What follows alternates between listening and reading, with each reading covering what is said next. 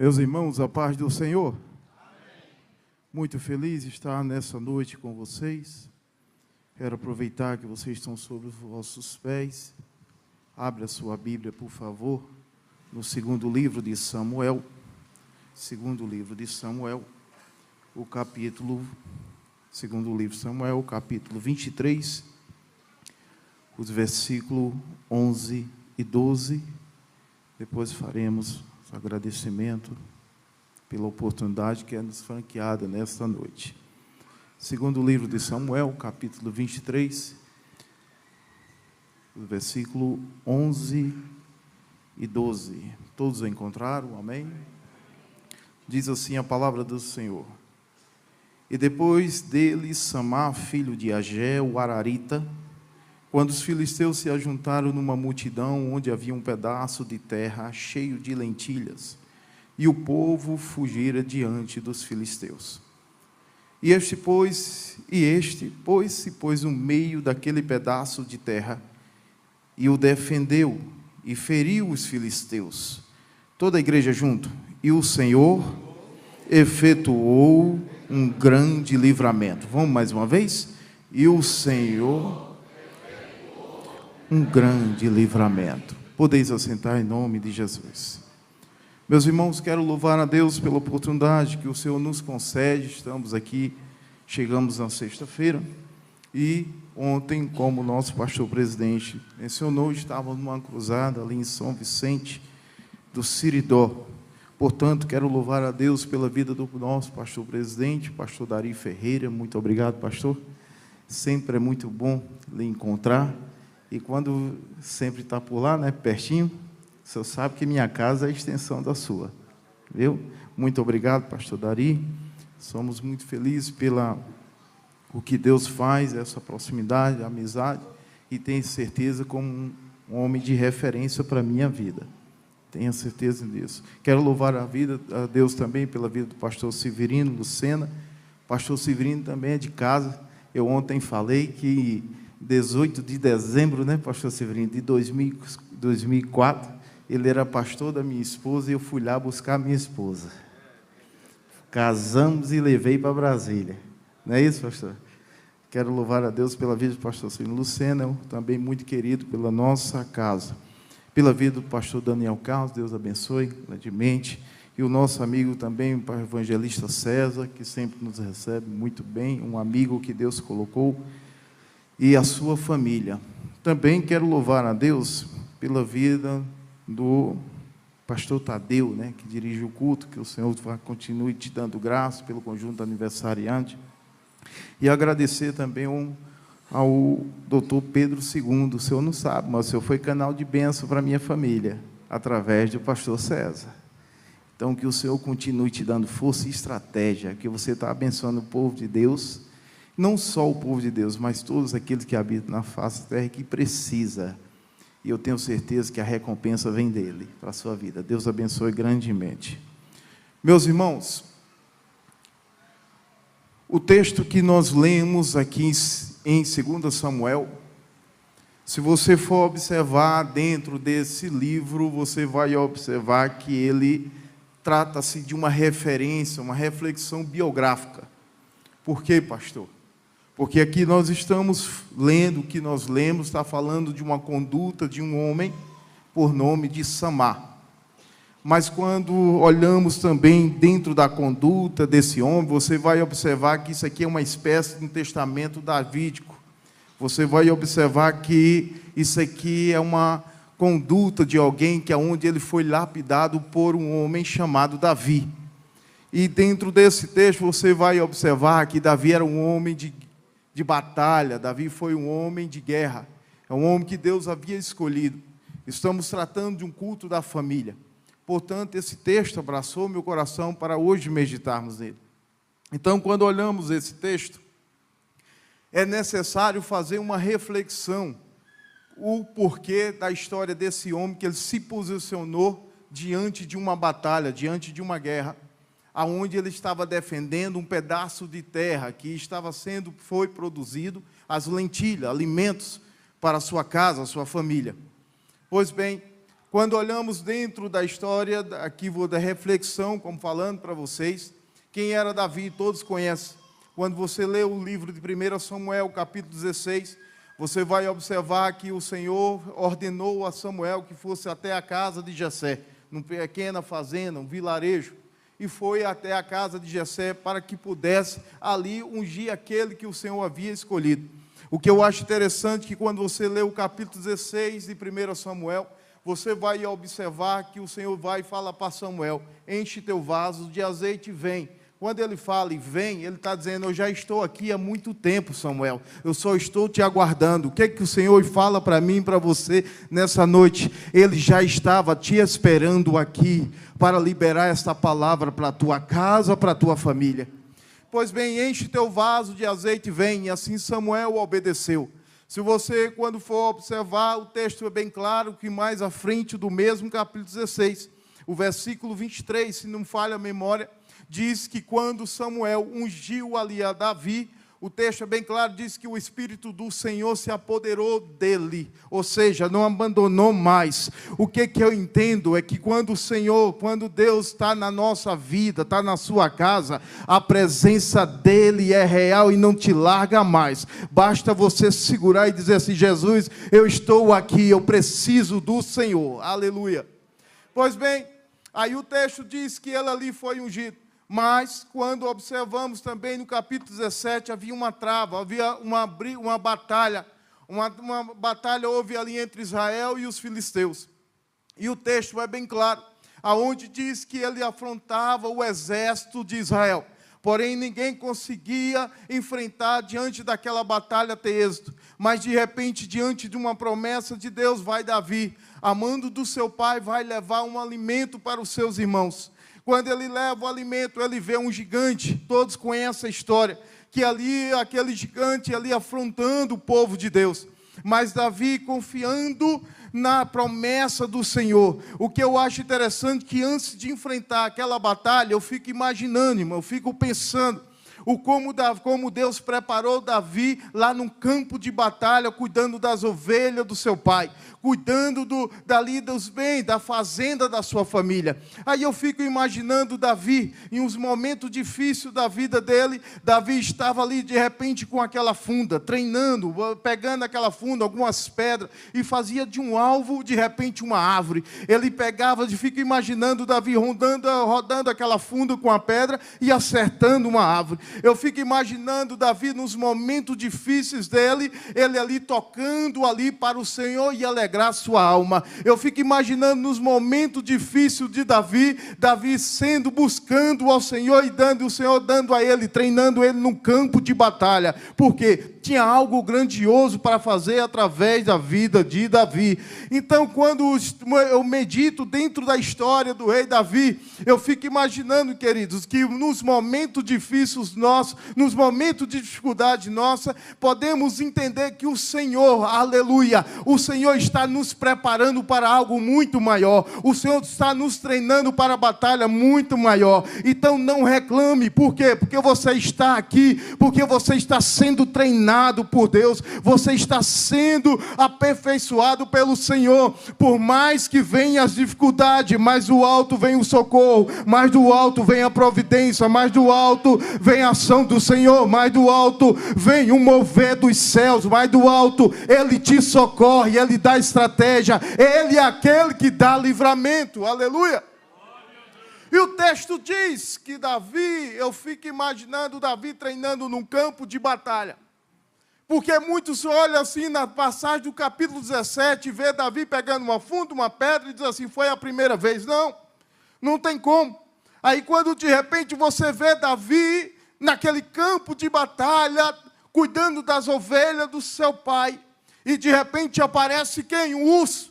Quando o urso aparece, Davi vai e olha que ele de repente está olhando para a presa, olhando para aquele animal indefeso. Mas eu fico imaginando Davi correndo ali, pegando o urso e ali matando, lutando contra o urso, mas não deixava tocar na ovelha que havia se confiado nas mãos dele. Ei, o que Deus tem entregado nas tuas mãos, a tua família, o que o Senhor tem dado em tuas mãos é a tua família. Então lute por ela, brigue por ela, é presente diante de Deus, para que o Senhor possa efetuar livramento.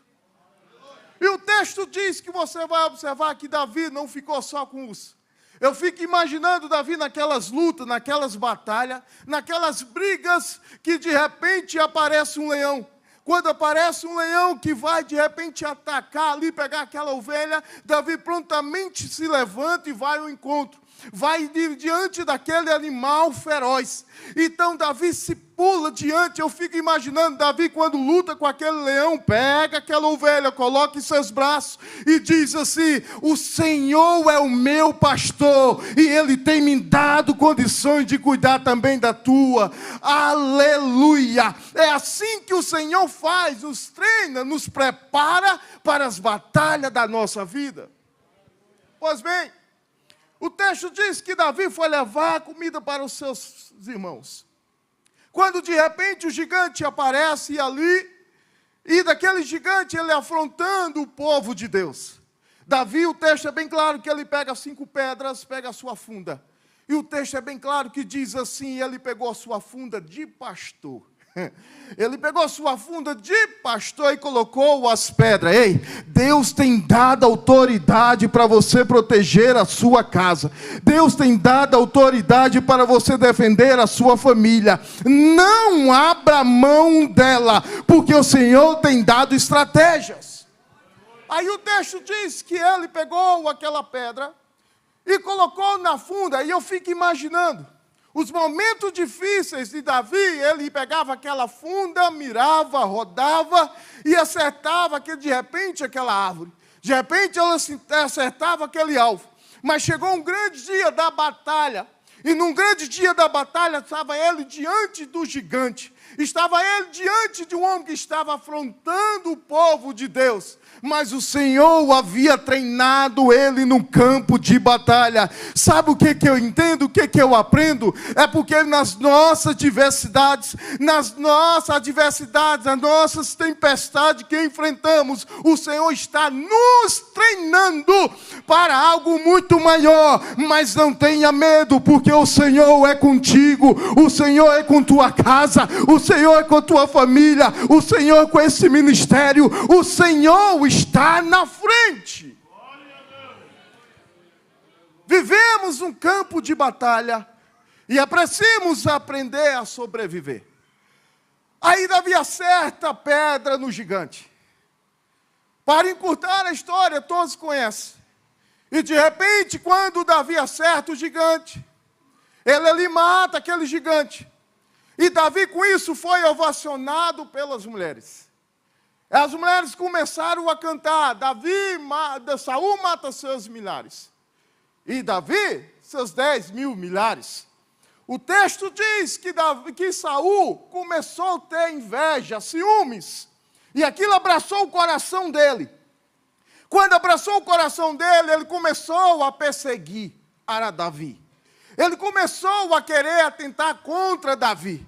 Você, quando lê as Escrituras, você vai observar que Davi chegou a colocar até seus pais na terra do inimigo. Porque ele não sabia o que o Senhor teria com ele. Ele chegou a colocar seus pais num lugar para que pudesse guardar a sua família. Aí o texto é bem claro que Davi vai e foge. Quando Davi foge, ele para na caverna de Adulão. Na caverna de Adulão, cerca de 400 homens, endividados e oprimidos. Chegando Davi, eu imagino, 401, de repente olharam para Davi e disseram assim: pronto, já chegou mais outro, mais um que é a escória. Ei, escuta, Deus nessa noite está te dizendo, está falando ao meu e ao teu coração: você está na caverna de Adulão. Aqui tem treinamento de Deus, aqui tem aperfeiçoamento do Senhor. Você vai entender. O texto diz que quando Davi chega naquela caverna, homens oprimidos e endividados, mas estava chegando um ali que tinha promessa de Deus, estava chegando um ali que tinha promessa do Senhor. E quando tem a promessa de Deus, pode ter certeza que o tempo é dele, a hora é dele, o momento é dele, mas ele faz algo acontecer. Aleluia! Eu fico imaginando, irmãos, aquela caverna de Adulão, capítulo 22 de 1 Samuel. Eu fico imaginando aquela caverna mal cheirosa, cheia de homens, como era difícil. Mas o que eu acho interessante é que aquela caverna virou um campo de treinamento. Aquela caverna virou aonde ele levantou o exército para ajudar a ele. Foi naquela caverna que ele treinou alguns homens para que pudesse ir à peleja com ele. Ei, escuta, você está na caverna, você está na caverna, você está na caverna e aqui tem treinamento, aqui tem aperfeiçoamento, aqui o Senhor te orienta, aqui o Senhor te ajuda, aqui o Senhor te dá estratégia, aqui o Senhor te aperfeiçoa, aqui o Senhor te dá força, aleluia. O texto diz que Davi naquela caverna prepara o seu exército, 400 homens, que ninguém dava nada, que ninguém dava nada. Saul considerava a escória. Saul não tinha nenhum momento afinidade para aqueles homens, mas Davi enxergou neles que o Senhor podia levantar. Mas Davi enxergou nele que o Senhor podia erguer um grande exército. Por quê? Há uma promessa de Deus. Pois bem, e o texto diz que você vai observar lá em Crônicas, o capítulo 12, que quando aqueles homens foram treinados, você vai observar no capítulo 12, o versículo 8, que diz que seus ossos eram como de leões. Olha, a fera, o que eles se tornaram, os seus ossos eram como de leões. Eles eram ligeiros como a garça, como a coça. Eles corriam, eles tinham velocidade, tinham vigor. Agora não eram mais os homens oprimidos, não eram mais homens endividados, eram homens de batalha, eram homens de guerra. Então nessa noite eu estou pregando para famílias que são guerreiras, para uma igreja que é guerreira, para famílias que lutam, para famílias que não abrem mão da sua casa. Jesus está aqui. Aí o texto diz que Davi aperfeiçoou esses homens. E quando você olha dentro das Escrituras, você vai observar que no segundo livro de Samuel, ele fala dos 37 poderosos de Davi. Eram 400 homens, mas aqui fala dos 37. Você lê no texto que nós lemos, só que não vai falar dos 37, não tenho condições para isso. Mas você, quando olha as Escrituras, o que Deus dá, a habilidade que o Senhor dá. E muitas vezes nós questionamos se passamos pelos vendavais da vida e não entendemos o porquê que passamos, é Deus te aperfeiçoando.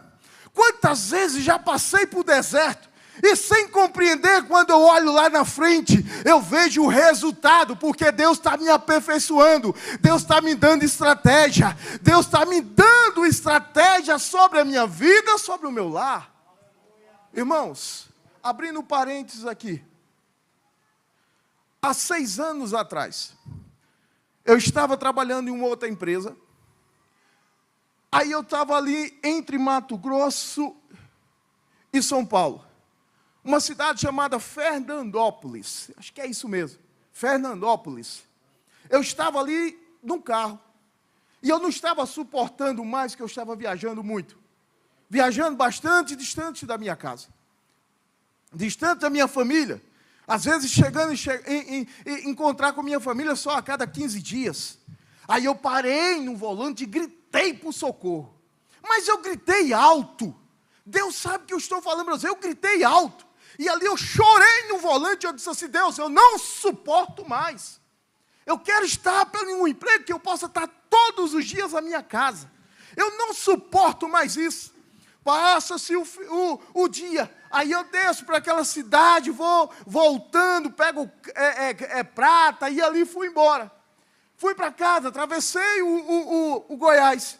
E quando eu chego em casa, numa sexta-feira, cerca de meia-noite, na minha casa tem um costume de fazer o culto no lar. Na minha casa tem um hábito de fazer o culto no lar. As meninas já cobram. Elas, quando vai falhar, elas dizem assim, o culto, papai, o culto, mamãe.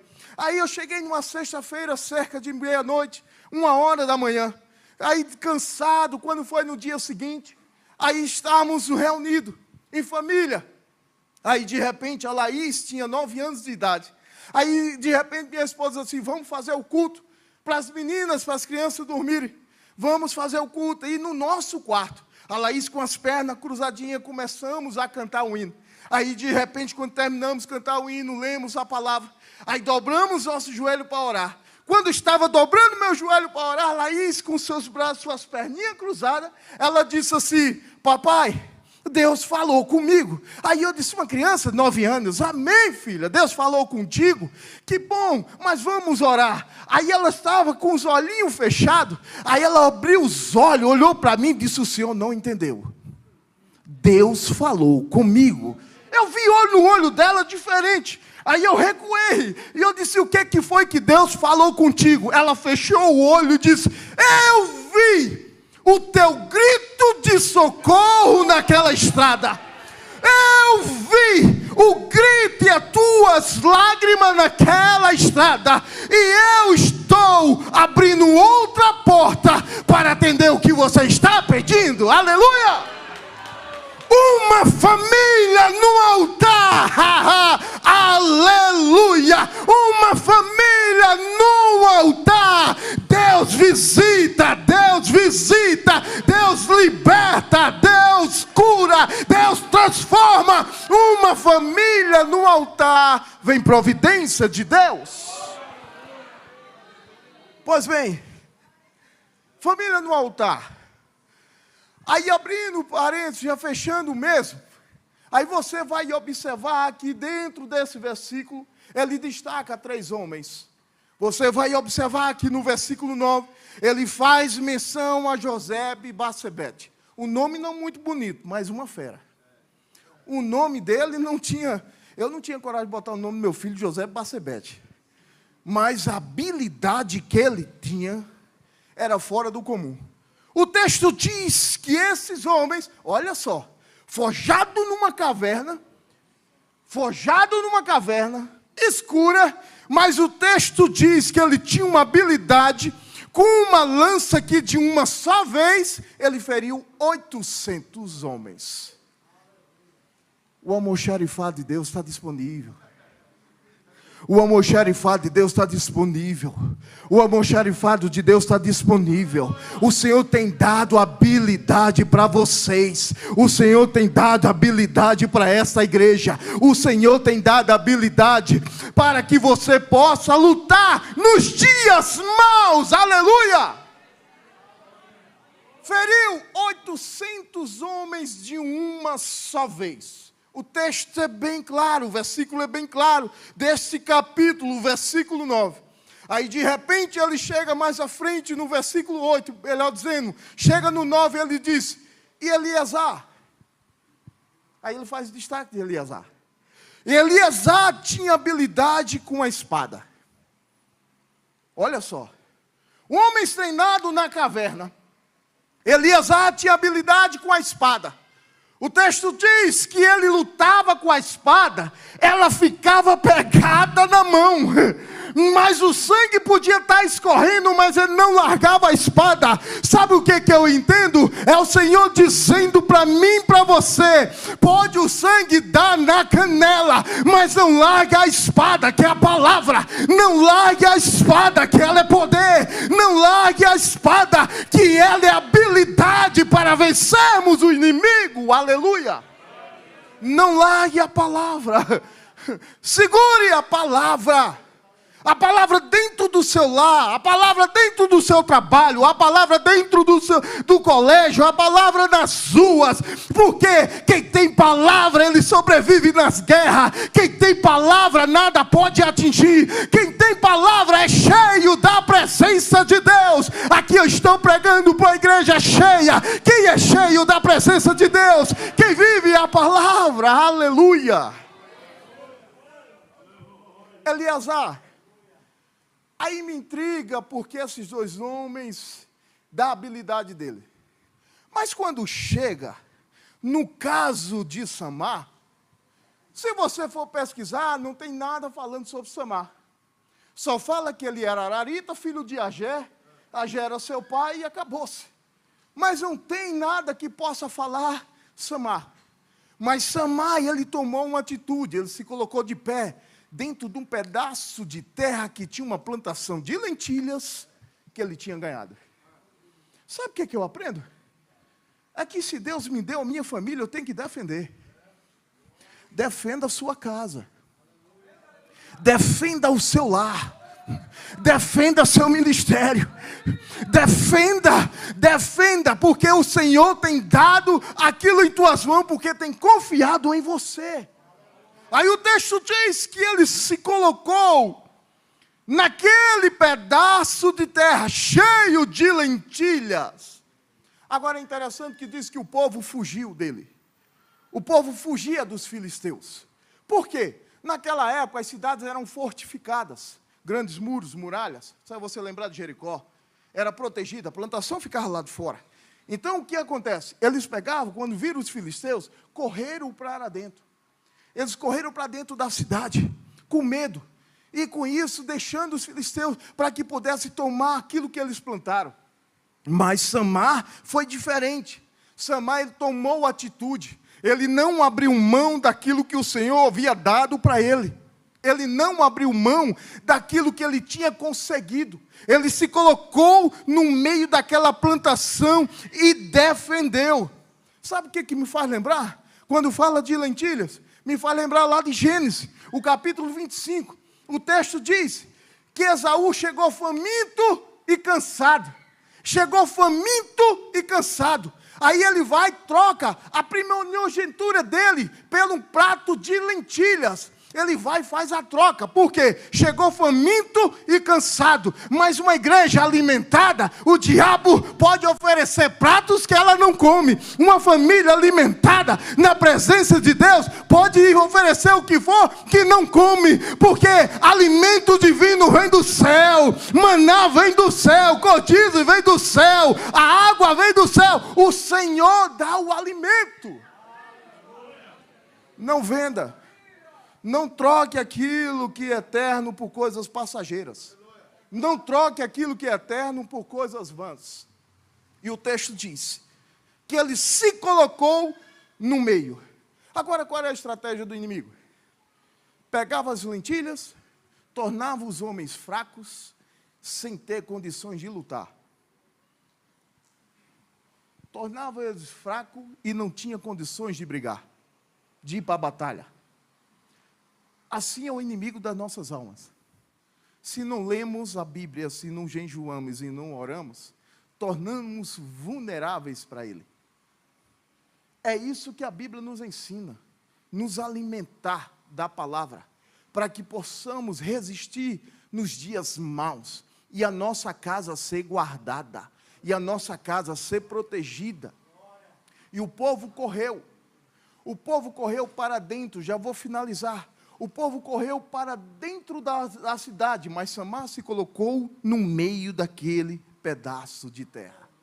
Quando chega o versículo 12 deste capítulo, você vai observar que diz assim: e este, se pôs no meio daquele pedaço de terra, e defendeu, e feriu os filisteus.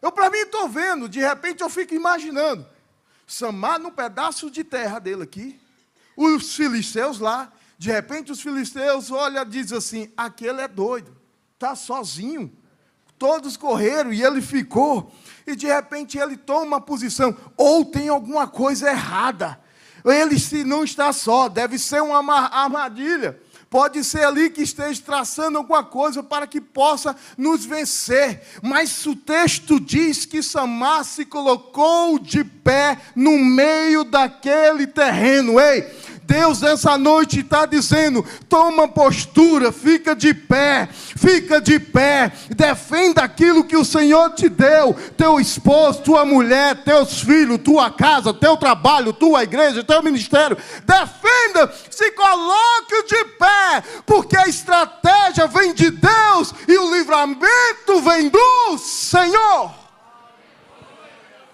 e o livramento vem de Deus. É preciso tomarmos atitude. É preciso tomarmos posição. É igualzinho Gideão. O texto diz que Gideão estava malhando trigo num lagar, onde era uva. Onde era uva. Pequeno espaço, machucando, pisando. Ali era para pisar uva. E Gideão estava malhando trigo, para que os inimigos não vissem. Aí eu fico imaginando como é que malha trigo num lagar. Aí eu fiquei pensando, aqui sou eu, que eu acho que ele estava malhando o trigo dessa forma, ó, de joelho, tirando as palhas e deixando a semente, tirando as palhas e deixando É isso que Deus está nos dando, estratégia, que possamos ter estratégia, que o inimigo, quando pensa que te cercou, ele vai te encontrar de joelho diante de Deus, diante do Senhor, e pode ter certeza que ele vai bater retirada. Só fica no teu lugar, porque tem livramento de Deus para a tua casa. Finalizando, e o texto diz: e o Senhor efetuou grande, e o Senhor efetuou grande, e o Senhor efetuou grande livramento. A coragem de Samar chamou a atenção dos céus. A atitude de Samar chamou a atenção de Deus. A atitude de Samar. Se você quer que Deus venha intervir, tomamos uma postura. Tomamos uma postura, uma posição. Que possamos tomar uma postura e viver uma vida de busca ao Senhor. Uma vida de busca a Deus. A minha esposa não podia ter filhos. A Laís veio nascer 5 anos depois de casado. Ela, quando falou para mim que não podia ter filhos, mas eu tinha ouvido uma promessa e uma profecia num círculo de oração que eu teria minha família.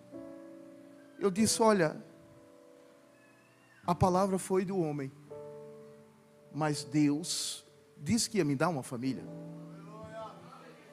Deus disse que ia me dar uma família. E o Senhor deu. Além da Laís, veio mais 3. Tudo menina. Lá em casa é a casa das 5 mulheres. Até ontem é a casa das 6, que a sogra estava lá, pastor. E Deus deu. Agora, como o Senhor fez no campo do impossível nascer minha família, o diabo não vai tomar. Não vai tomar. Minha esposa já pegou muitas vezes a minha mais velha. Pastor, não falo isso para a glória, não para me exaltar, mas para a glória de Deus. Quantas madrugadas eu levanto e vou nos quartos delas orar. Jesus, está aqui elas, é tua herança. Eu vou no quarto das minhas filhas orar. Quantas vezes, quando a gente ia aconselhando, fazendo culto lá, aconselha elas. Esse dia chegou uma delas e disse assim, a Larissa: papai, quando eu tiver grande, quando eu tiver da idade, de repente, quando mamãe casou com o senhor, como é que eu saberei qual é o rapaz certo para me casar? Olha, eu fiquei alegre com isso. Eu disse: Deus vai lhe mostrar. Deus vai lhe mostrar, Deus vai te apresentar, porque já está preparado. Profetize sobre seus filhos, sobre suas filhas, sobre seu esposo, sobre sua esposa. Mas não abra a mão que Deus deu para você. O Salmo 92:12 diz, eu até abri aqui, diz assim: o justo florescerá como a palmeira, e crescerá como cedro no Líbano. O justo florescerá como a palmeira e crescerá como cedro no Líbano. Sobre o cedro do Líbano, ele cerca de 3, os botânicos dizem cerca de 3 a 4 anos, ele cresce apenas de 3 a 4 centímetros. Mas, porém, nesse tempo de 3 a 4 anos, suas raízes vai descendo. O cedro do Líbano. Ele diz também que ele torna uma árvore frondosa, uns chamam do paraíso, a árvore do paraíso. Mas ele tem uma particularidade que as das outras demais árvores. Qual, pastor? É porque as demais árvores, quando vai suas raízes e bate numa pedra, ali chega e para. Mas o cedro do Líbano, quando chega e bate em uma pedra, uma rocha, aí faz isso, abraça e continua crescendo. É por isso que tua casa é florida, porque está abraçada na rocha. Fique de pé. É por isso que a tua casa é florida, porque está abraçada na rocha, que é Cristo. É por isso que tua casa é referência, porque a rocha, Jesus é a rocha, e Ele habita no seu lar. Eu não sei se você está perto de sua família, não sei. Mas abraça ele e abraça ela, diz assim: olha, a tua casa tem a presença, não abra mão da presença. Abrace ele e abrace ela e diz: a tua casa tem a presença de Deus. A tua casa tem um agir de Deus. A tua casa é a herança do Senhor. A tua família é a herança de Deus. Faça como Samar, se coloque de pé. Defenda o que Deus te deu. Defenda o que o Senhor te deu. Não abra mão. Porque o que foi gerado no seu ventre é promessa do Senhor. É promessa de Deus. Eu estou aqui, já é uma promessa de Deus. Portanto, com muito temor e respeito, nada melhor do que receber a oração do nosso sacerdote maior. Pastor Dari, ore por nós. Amém.